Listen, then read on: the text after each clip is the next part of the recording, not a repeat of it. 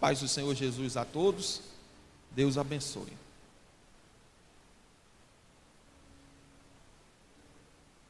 Epístola de Paulo aos Romanos, capítulo 1, versículo 16 e 17. Quantos acharam? Digam amém.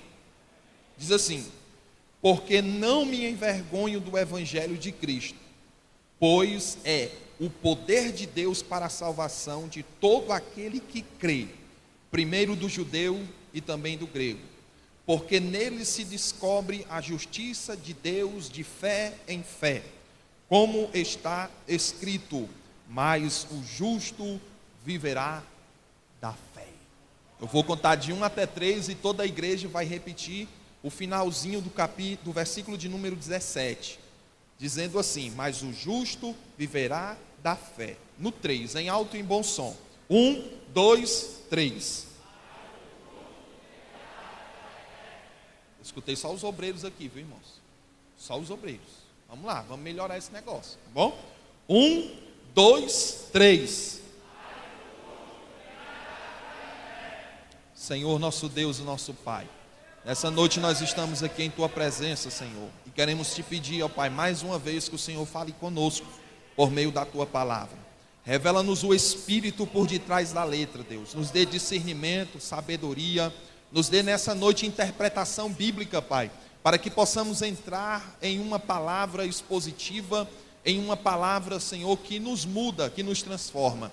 Ó Deus, consola a Tua igreja, edifica a Tua igreja, levanta a Tua igreja, Senhor, exorta a Tua igreja nessa noite com o poder e autoridade da Tua palavra. O que mais queremos neste lugar é ouvirmos a Tua voz. Por isso, Pai, fala conosco. A igreja é Tua, o altar é Teu, os meus lábios, a minha vida pertence a Ti, Senhor, e que o Teu Espírito se apodere de mim neste santo lugar, para falar com a Tua igreja, em nome de Jesus, amém. Glória a Deus. Queridos e amados irmãos, nós estamos diante de um texto bastante conhecido pelos leitores da Bíblia Sagrada. Epístola de Paulo aos Romanos, capítulo 1, nós vamos ver uma epístola maravilhosa, a partir do versículo de número 1 até o verso de número 7, Paulo vai trazer uma saudação a todos os irmãos, vai mostrar o sentido da epístola, o propósito de Deus em escrever. Também Paulo vai falar a partir do verso de número 8, o que move a igreja, o que move o cristão, que é a fé, o desejo de ver a igreja ali de Roma, o desejo de cooperar, o desejo de compartilhar a palavra de Deus com os nossos irmãos. No capítulo de número 1, verso de número 16 e 17, ele vai falar o assunto principal da epístola, que é a justiça pela fé, ou a justificação pela fé. Ontem, sábado 31 de outubro de 2020, nós, a Igreja do Senhor, comemoramos mais um ano da Reforma Protestante. Por sinal, 503 anos de história, 503 anos que houve a grande Reforma Protestante. Você que é cristão, ainda não sabe ou ainda não conhece sobre a Reforma Protestante, eu lhe desafio você pesquisar, você estudar. Você puder comprar um livro sobre a Reforma Protestante de Martinho Lutero, você tem esse norte, né, esse rumo de você comprar um livro, estudar e se abalizar um pouco sobre a Reforma Protestante. Ontem, 31 de outubro de 2020, 503 anos da Reforma Protestante. É comemorado também, né, o Halloween, o Dia das Bruxas. Mas para nós que somos cristãos, comemoramos o Dia da Reforma Protestante. Muita gente divulgou aí nas redes sociais, né, o Halloween, Dia das Bruxas, e até mesmo entre os cristãos, a gente pôde ver alguém comentando e falando alguma coisa sobre esse famoso Halloween. Mas o Halloween, irmãos, ele não passa, tá certo, de uma distração para querer distrair o mundo e o universo sobre a Reforma Protestante. A Reforma Protestante é simplesmente o desejo de voltar às origens. Isso começou no ano de 1517, por um monge da Igreja Católica Apostólica Romana, conhecido como Martinho Lutero. Martinho Lutero, um jovem que tinha em seu coração, muitas incertezas, e ele tinha também muito medo da morte. Um dia desse ele fez uma viagem. No meio dessa viagem houve uma tempestade terrível, de muitos relâmpagos, muitos trovões, o mar estava revolto, e ele se desesperou e fez um voto a uma famosa santa. E ele disse que se ele escapasse daquele mar revolto, daquela tempestade, ele seria um monge da Igreja Católica, passaria a conhecer a Bíblia, as Sagradas Escrituras. Ele não morreu naquela tempestade, escapou, e a partir de então começou a conhecer as Escrituras e a Palavra de Deus. Se aprofundou e se tornou um monge da igreja. E ele começou, irmãos, a ter em seu coração certas perguntas que não encontrava respostas.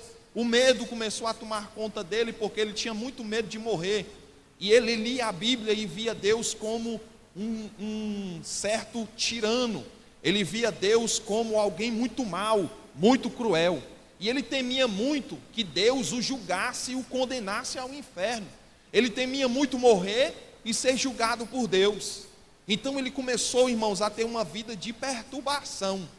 Ele costumava se resguardar no seu quarto e fazer muitas penitências. Ele começava a se chicotear. Ele não encontrava respostas para aquilo que ele queria. E a sua vida começou a virar um certo tormento. Lia a palavra, tentava estudar, tentava escutar os padres da época, o Papa da época, mas não conseguia encontrar resposta para aquilo que ele queria. Ele olhava para os céus e temia muito a sua morte, porque dizia ele: se eu morrer, Deus me julgará. E se Deus me julgar, certamente serei condenado ao inferno. Isso virou uma perturbação no nosso querido e amado Martinho Lutero, que começou a discorrer sobre as Sagradas Escrituras. Dentro desse dilema de um Deus tirano, de um Deus carrasco, de um Deus irado, de um Deus vingativo, um certo dia ele leu o capítulo de número 1 da Epístola de Paulo aos Romanos, o versículo de número 17, a parte final desse versículo, que diz assim: mas o justo viverá da fé. Quando ele leu esse versículo, irmãos, a história, a vida, o ser de Martinho Lutero foi transformado por Deus, foi mudado por Deus. Quando Martinho Lutero leu essa epístola, irmãos, ele mesmo diz em um dos seus livros, em uma dos seus manuscritos, que para o ser humano se converter, era necessário apenas ter a epístola de Paulo aos Romanos. Se houvesse somente essa epístola, e não tivesse mais nenhum outro livro da Bíblia Sagrada, era o suficiente para as pessoas se converterem a Cristo Jesus. Porque a sua vida foi mudada, a sua vida foi transformada. Ele passou a entender o sentido da vida, ele passou a conhecer Deus de forma diferente. Ele começou a entender que Deus também é um ser misericordioso, que Deus é um ser que derrama graça sobre a humanidade. Ele começou a entender que a fé é a ferramenta fundamental para recebermos de Deus os seus benefícios, a sua graça, o seu amor, a sua misericórdia, sem esquecer-se que Deus é justo, que é irado e que é justo juiz, mas com essa graça que tinha o alcançado. Ele começou a escrever algumas teses, e ele decidiu escrever 95 teses. Ele decidiu ir na porta da igreja da sua época, no dia 31 de outubro de 1517. Ele foi lá e colou, ou fixou, bateu, colocou lá na porta daquela famosa igreja as 95 teses, que a partir de então iria mudar todo o norte e todo o rumo da humanidade. Ele escreveu lá, e Martinho Lutero colocou no dia 31 de forma, irmãos, muito sábia, de forma muito inteligente, porque no dia 1º de novembro é comemorado na Alemanha o dia de Todos os Santos. Então ele vai justamente no dia 31, um dia antes do dia 1º, ele fixa nas portas, porque no dia 1º as pessoas iriam chegar nas portas daquela famosa igreja e iriam ler. Antigamente não tinha jornal nacional, mas era como se fosse o jornal nacional da época, que iria sair na manhã seguinte. Então ele aproveitou para colar na porta, fixar na porta, porque no dia seguinte, todos os estudiosos, os filósofos da época, os sábios da época, os jornalistas da época iriam lá ler. Era como se fosse, irmãos, um franelógrafo da igreja. O franelógrafo da igreja, ele serve ali de forma de aviso. Então todo membro, todo crente tem por direito passar no franelógrafo e ver as informações que nós colocamos ali. É mais ou menos assim.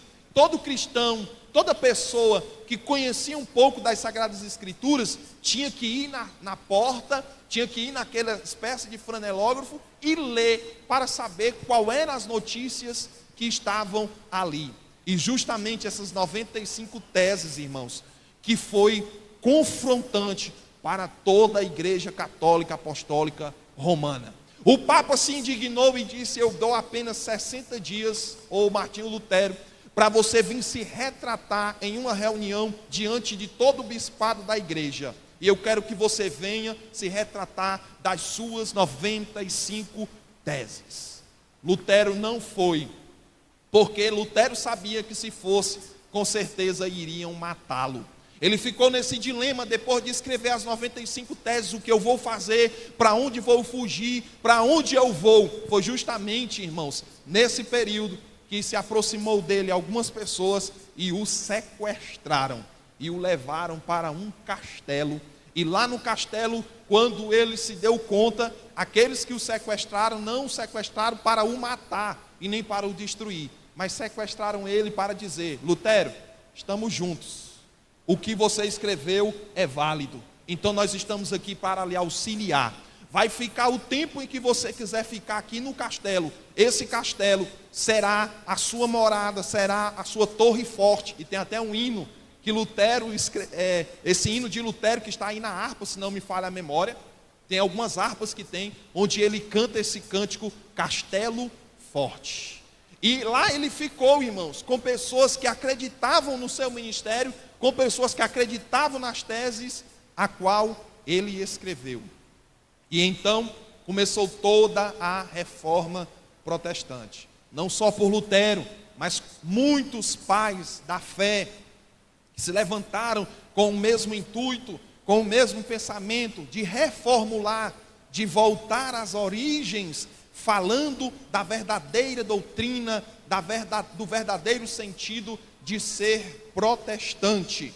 E é justamente aí, irmãos, onde esses reformadores se reúnem de forma simples, de forma prática, alguns na mesma época, outros em épocas diferentes, mas eles decidiram se reunir, eles decidiram escrever, eles decidiram ali formular 5 pilares, 5 bases, 5 colunas, ou 5 solos da reforma protestante.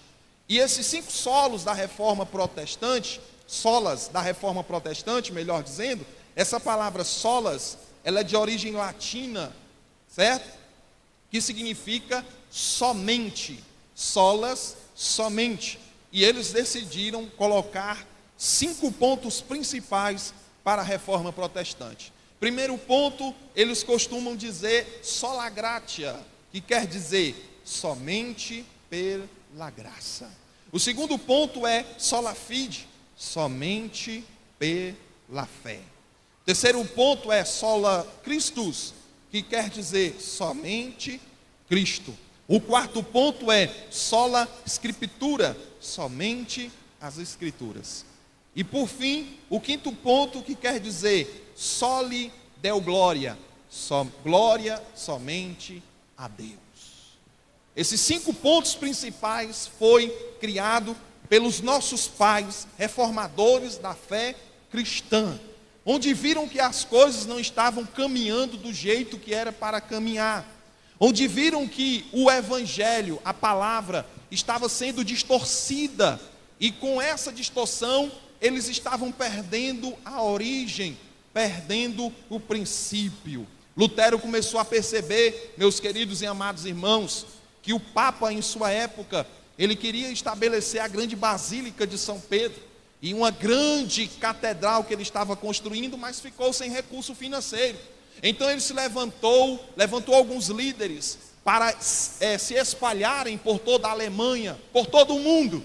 E agora a pregação deles era que Deus estava perdoando os seus pecados por quantias de valores em dinheiro, que Deus estava agora dando terreno no céu por algumas quantias de dinheiro. Isso é conhecido hoje como as verdadeiras indulgências, onde eles vendiam perdão de pecados, onde eles vendiam morada no céu, casa no céu, terreno no céu.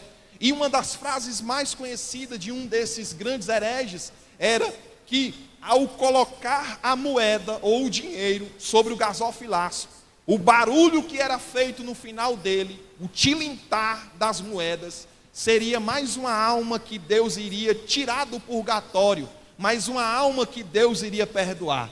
Então, quanto mais dinheiro, mais perdão.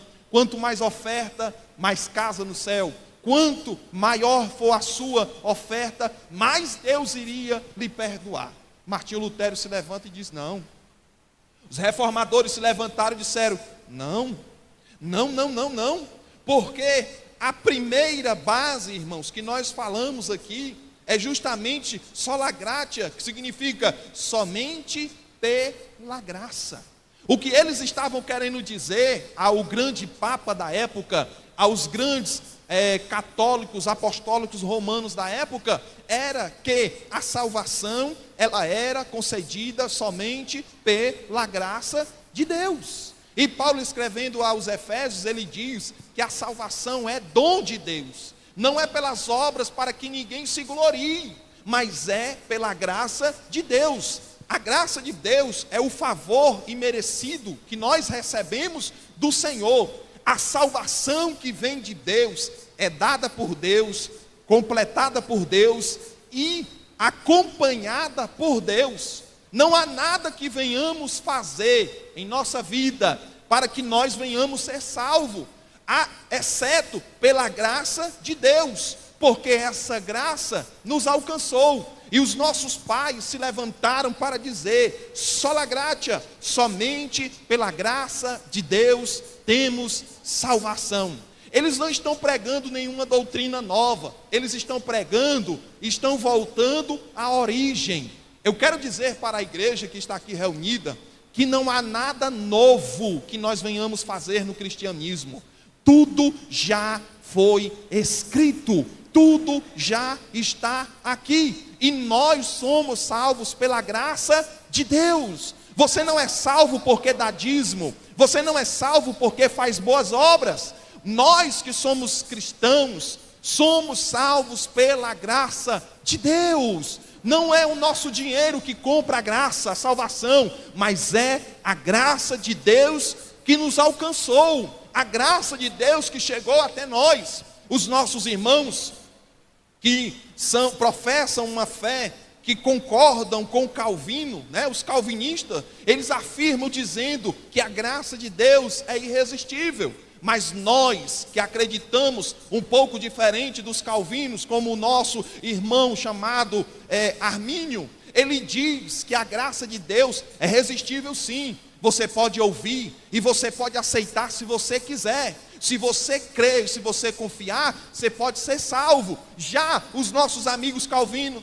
os que creem no calvinismo, diz não, quando a palavra é pregada, ninguém resiste a essa palavra. Aí Armínio diz, resiste sim, porque tem gente que vai dizer não, tem gente que vai dizer sim, mas o que os dois concordam, o que os dois vivem em comum, é que somente pela graça de Deus é que somos salvos em Cristo Jesus.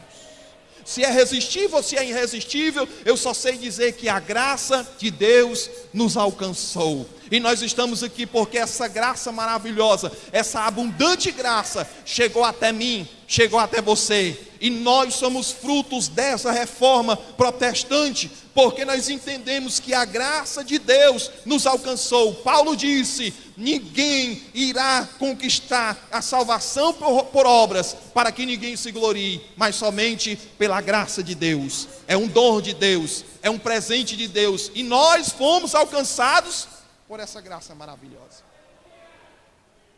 segundo pilar, o segundo ponto, o segundo solo, como você queira dizer, que eles disseram era sola fide, somente pela fé. O que eles estavam dizendo era que a ferramenta principal para nós recebermos essa graça era justamente pela fé. Nós somos salvos por meio desta graça em Cristo Jesus, mas a ferramenta para mim receber Jesus é por meio da fé. E um dos grandes escritores, irmãos, do século 21, do século que estamos inseridos, ele diz assim, que a fé é simplesmente a fé é uma ferramenta para recebermos a graça de Deus em nossas vidas, e essa fé é como um mendigo que estende suas mãos para receber o presente de um rei, para receber uma esmola de um rei. É justamente a fé que temos. Vários versículos falando sobre fé na Bíblia Sagrada, e foi sobre esse versículo que impactou a vida de Martinho Lutero, dizendo: mas o justo viverá pela fé. É justamente, irmãos, somente pela fé em Deus. A Bíblia diz que a fé vem pelo ouvir, e o ouvir a palavra de Deus. Então, quando eu escuto a palavra de Deus, eu passo a ter fé. A Bíblia diz assim: aqueles que se aproximam de Deus é necessário que tenham fé, é necessário que acredite que Ele existe, porque sem fé ninguém verá o Senhor. Sem fé ninguém consegue agradar a Deus. A fé é a ferramenta pela qual recebemos de Deus essa graça maravilhosa. E nós que estamos aqui, estamos nesse lugar pela fé. Entramos aqui porque acreditamos, entramos aqui porque confiamos. Pastor, eu não tenho fé em nada. Então você está no lugar errado, irmãos, porque para ser crente, para ser cristão, é necessário ter fé. Somos salvos em Cristo, alcançados por Cristo, somente pela fé. A fé é o firme fundamento das coisas que se espera, e a prova das coisas que não se vê. A Bíblia diz que Deus é Espírito, Deus é invisível, nós não conseguimos ver Deus, mas pela fé nós sentimos Ele aqui nessa noite. Pela fé nós contemplamos a glória dEle aqui nessa noite. Pela fé nós conquistamos o impossível. Pela fé somos salvos. Pela fé receberemos uma coroa de glória. Pela fé no sacrifício de Cristo Jesus receberemos de Deus naquele dia: vinde benditos de meu Pai, para a herdade que vos está preparada desde a fundação do mundo. Nós adquirimos isso pela fé em Cristo Jesus. Terceiro sola quer dizer sola Christus, que quer dizer somente Cristo. Temos salvação somente em Cristo Jesus. Só há um mediador entre Deus e os homens. Quem é? Jesus Cristo. Nós não seremos salvos por causa de A, nós não seremos salvos por causa de B ou de C. Somos salvos somente em Cristo, porque Ele é o nosso intercessor. Não existe intercessora, não existe santo a não ser Cristo Jesus, pelo qual nós somos salvos. Cristo, Ele é a verdadeira religião. A palavra religião quer dizer religar. Cristo é o único que nos religou com Deus. Tem um certo escritor que diz que quando Cristo veio à terra, Ele colocou uma mão no ombro da humanidade, e a sua outra mão Ele colocou no ombro de Deus. Então Ele é a ponte que liga a humanidade até Deus. Nós só chegamos a Deus por meio de Cristo Jesus. Cristo Jesus é o nosso substituto. Cristo Jesus é o nosso Senhor. Cristo Jesus é o nosso Salvador. E somente em Cristo Jesus nós temos essa salvação. Todos estão pluralizando as coisas no século 21, dizendo: todas as religiões levam a Deus, todas as verdades levam a Deus. Não, Jesus disse: eu sou o caminho, eu sou a verdade e eu sou a vida. Somente em Jesus temos vida, somente em Jesus vivemos a verdade, e somente em Jesus estamos no caminho certo para com Deus. Jesus é o Senhor, Jesus é o Salvador. Somente Cristo tem poder de salvar a humanidade. Não é o dinheiro que compra a salvação, não é a intercessora que vai nos levar a Deus, somente por Cristo Jesus, o nosso Senhor. Não é o teu pai quem vai te salvar, não é a tua mãe quem vai te salvar, não é a tua avó quem vai te salvar, não é os teus irmãos que vão te salvar. Quem te salva é Jesus Cristo, somente Jesus Cristo. Glória a Deus. A quarta sola é sola escritura, que quer dizer somente as escrituras. O que Martinho Lutero, o pai da reforma protestante, o que os nossos pais quiseram, era apenas que a igreja voltasse à Bíblia Sagrada. O que a igreja precisa nesses últimos dias finais da face da terra é voltarmos à palavra de Deus. Essa palavra de Deus que é a única regra de prática e fé do cristão. Se nós obedecermos a palavra de Deus, estaremos obedecendo a Deus. Essa semana foi uma semana polêmica, para quem acompanha nas redes sociais, de um dos pastores que disse que a Bíblia precisava ser atualizada, a Bíblia precisava ser reformada. Isso expandiu o Brasil e quem sabe aí quase em todo o mundo, né? Dizendo que a Bíblia precisava ser atualizada. E a Bíblia Sagrada diz, irmãos, que essa palavra, ela é infalível. Essa palavra, ela é a voz de Deus. Essa palavra, ela é inerrante. Essa palavra, irmãos, que temos em nossa mão, ela não precisa ser atualizada. Ela já é o manual das Sagradas Escrituras para que nós venhamos ler e nos chegarmos a Deus. Martinho Lutero lá no castelo, sabe o que foi que ele fez? Eu vou traduzir a Bíblia para o alemão. E ele começou a traduzir, porque antigamente só quem pregava ela era o Papa, só quem falava ela eram os pastores, ainda falavam em latim, e eles pregavam, sabe como? De costa para o povo. As pessoas entravam, davam dízimo, davam as suas ofertas, pagavam suas indulgências. Ele ficava pregando e as pessoas não entendiam absolutamente nada do que ele pregava.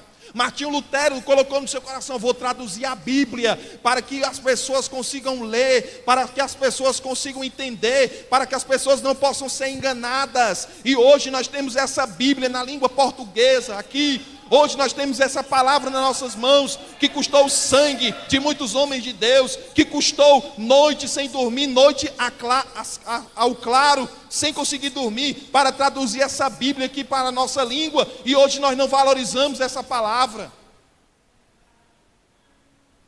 As pessoas não querem mais viver a palavra, não querem mais se submeter à palavra, não querem mais dar ouvido à palavra. E Paulo já advertiu a Timóteo: nos últimos dias amontoarão comichões em seus ouvidos, farão para si mestres, farão para si doutores, farão para si pessoas que serão seus mentores, porque hoje vivemos em uma geração em que as pessoas não querem ouvir mais a palavra, querem ouvir os coaches, querem ouvir os mestres, preferem ouvir um filósofo, um psicólogo, do que um pastor que pregue a palavra de Deus. Você sabe qual é o maior problema da humanidade hoje? É estar distante da palavra de Deus. Essa palavra de Deus, nós temos que seguir ela, irmãos, valorizarmos ela. Se ela diz que tem que ser santo, devemos ser santos. Se ela diz que homem com homem é pecado e mulher com mulher é pecado e acabou-se.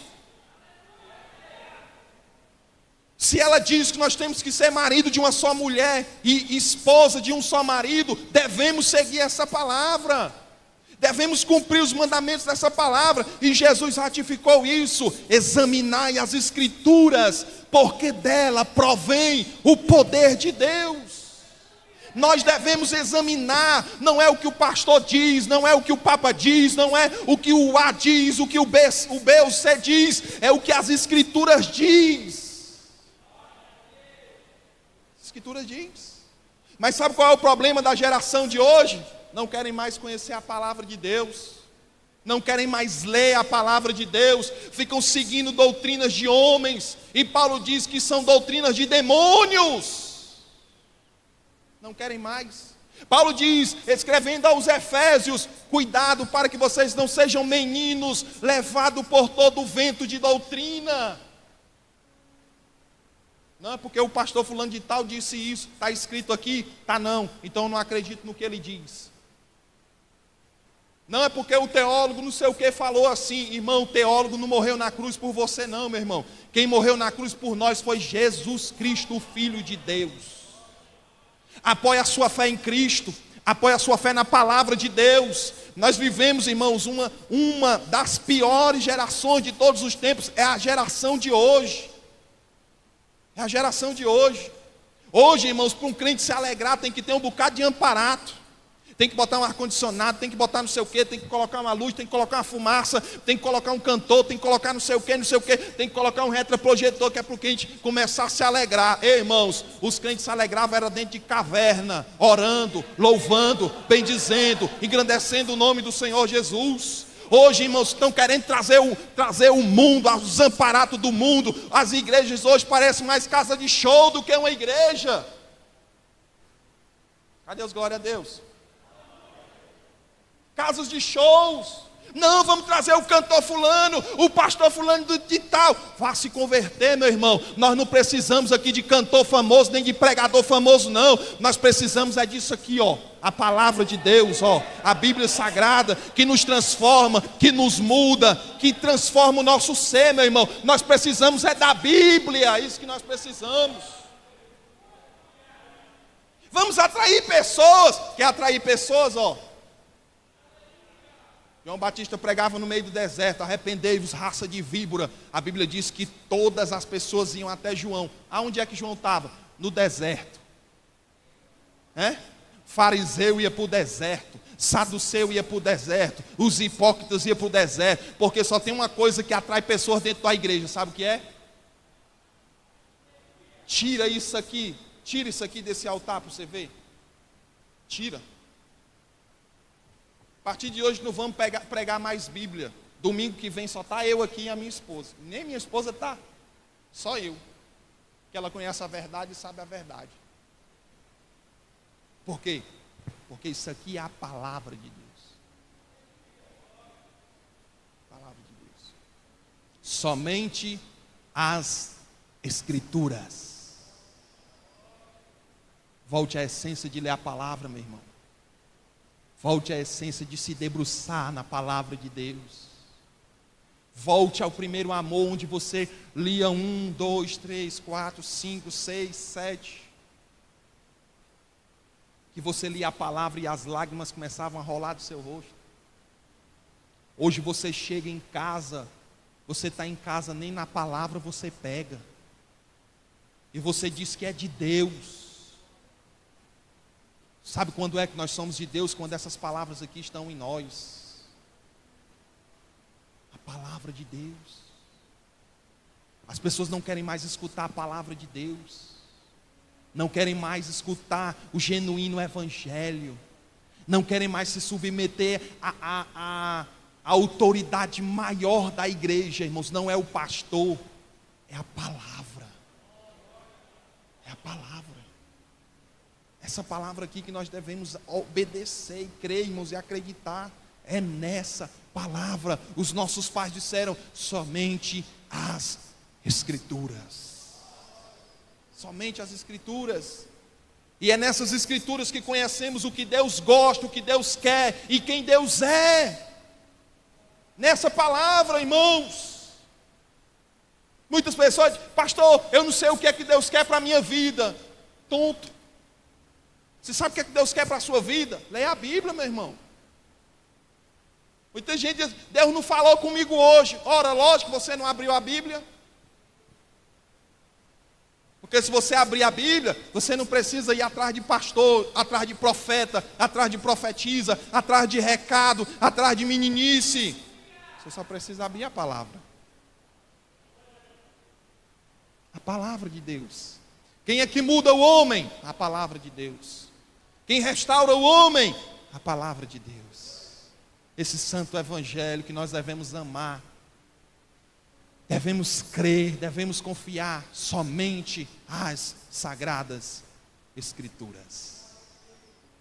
E por fim, o quinto, só lhe deu glória. Glória somente a Deus. Vivemos em uma época, irmãos, em que a nossa geração é uma geração antropocêntrica. É o homem que tem que aparecer. É o homem que tem que receber glórias. É o homem que tem que brilhar.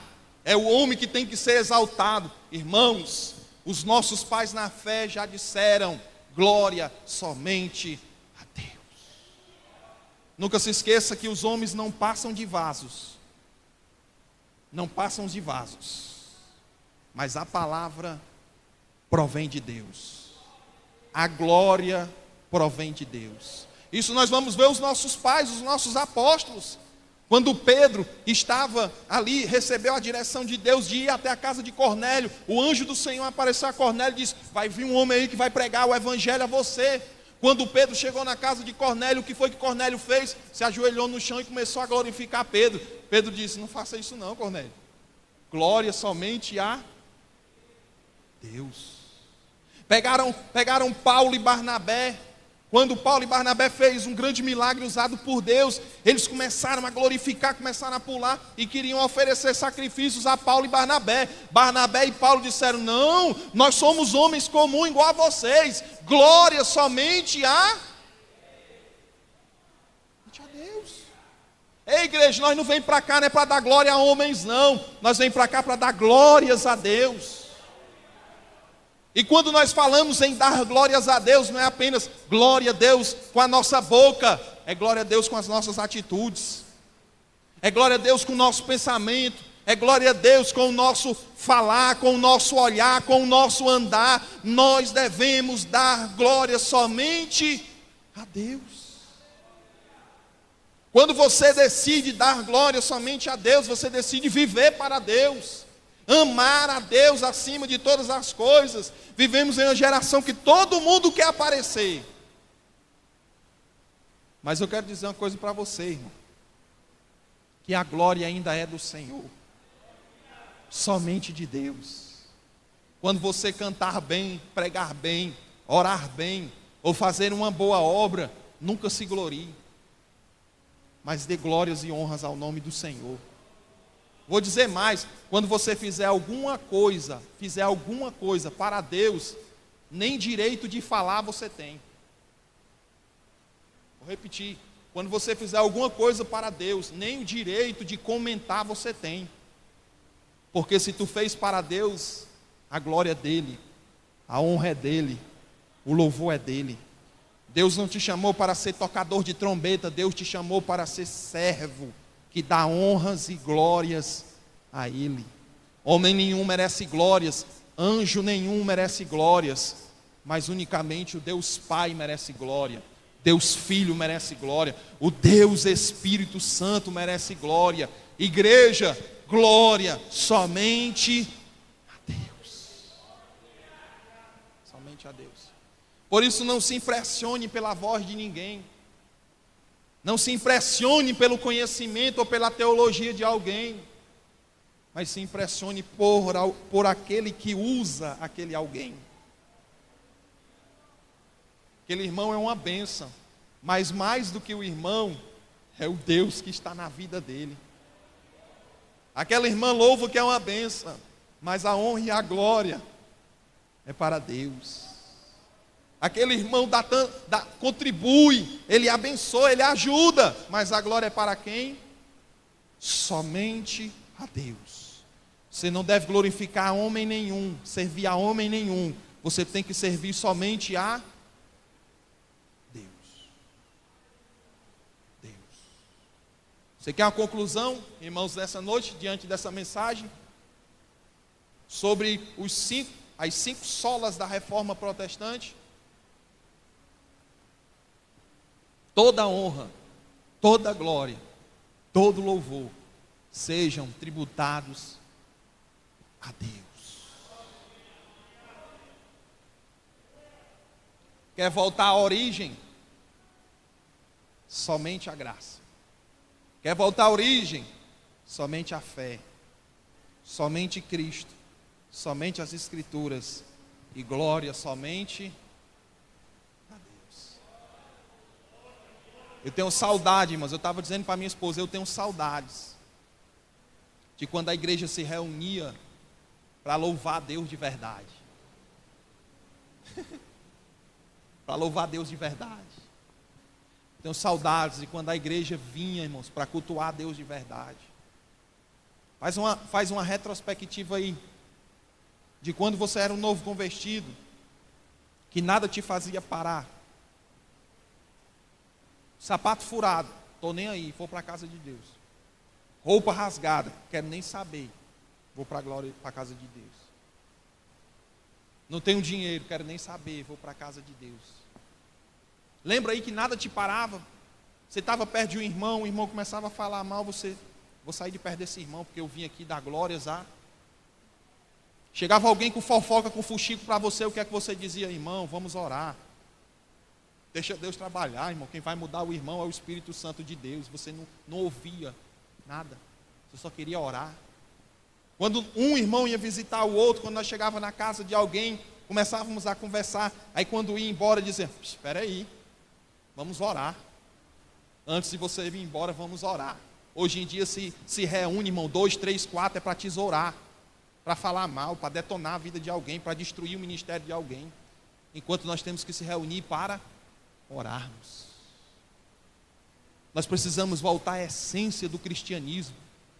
Precisamos voltar à essência da reforma protestante. Precisamos voltar à essência do verdadeiro cristianismo, em que nada pode fazer a gente parar. Nada pode fazer a gente parar. Ah, mas o irmão olhou com a cara feia. Que problema do irmão que tem a cara feia. Eu vim aqui louvar e adorar a Deus. Não, mas o irmão falou assim. Meu irmão, o problema é do irmão que falou assim.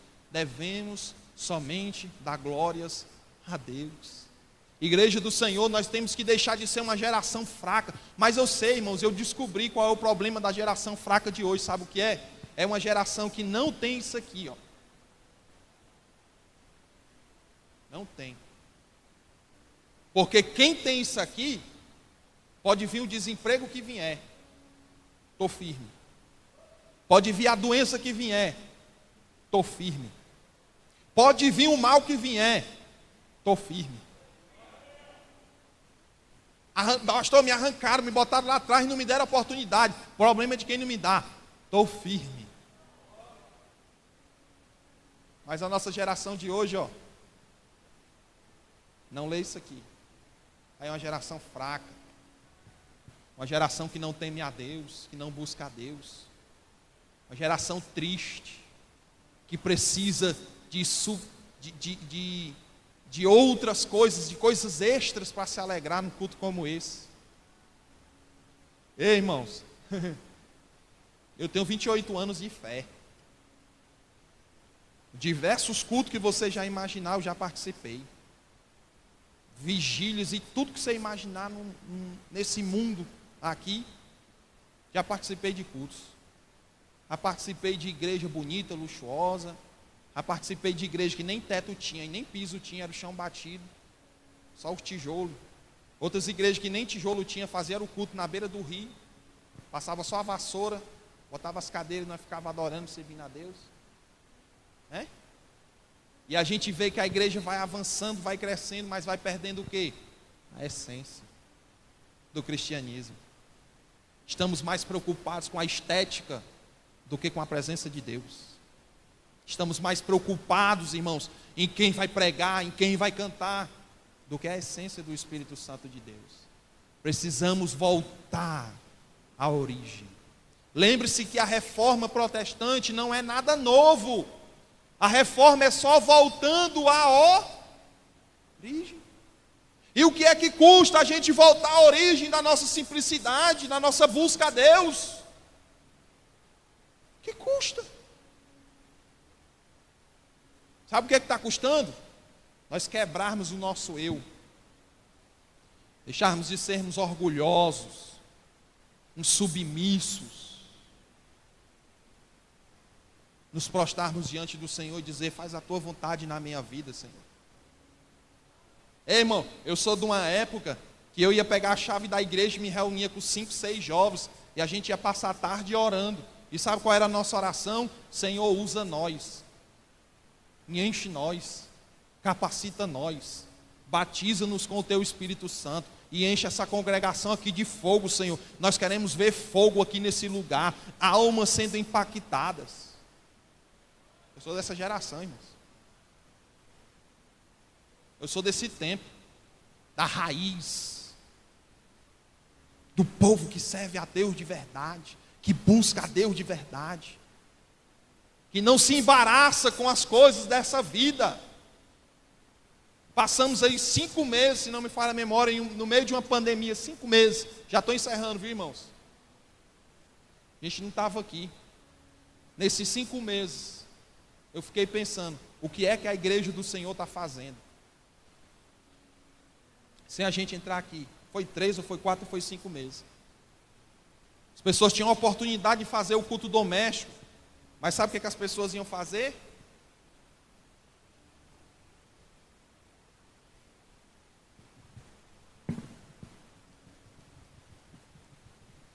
Redes sociais.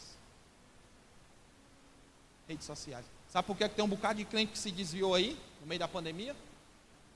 Crente tudo fraco, tudo cambaleando, só a misericórdia de Deus.